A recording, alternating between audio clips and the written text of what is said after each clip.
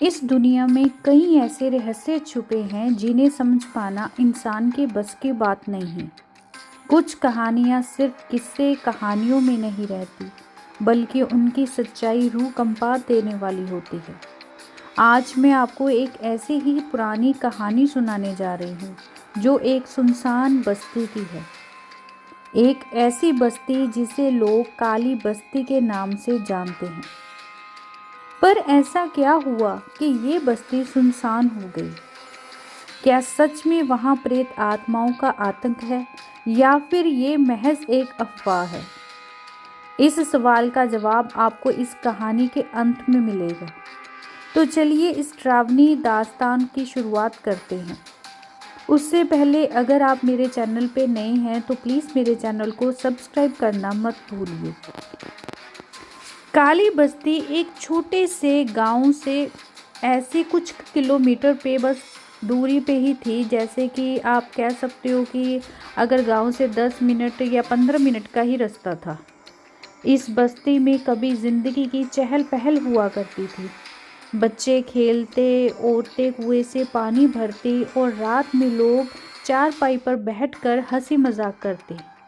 लेकिन सब कुछ तब बदल गया जब यहाँ एक अजीब घटना हुई। एक रात गांव के सबसे पुराने और बड़े घर से चीखने की आवाज़ें आने लगी। ये आवाज़ें इतनी भयानक थी कि पूरी बस्ती में सन्नाटा छा गया।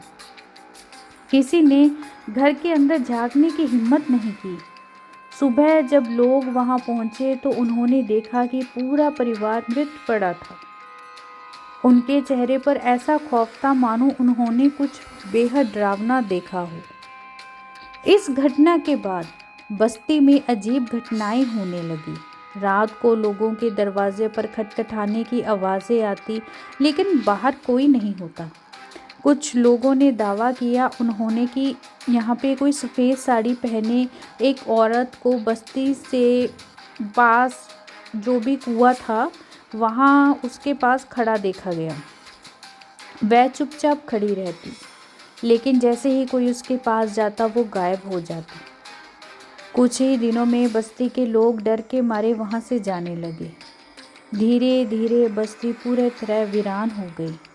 लेकिन जो लोग वहाँ से गए उन्होंने बताया कि बस्ती छोड़ने के बाद भी उनके साथ अजीब घटनाएं होती रहीं।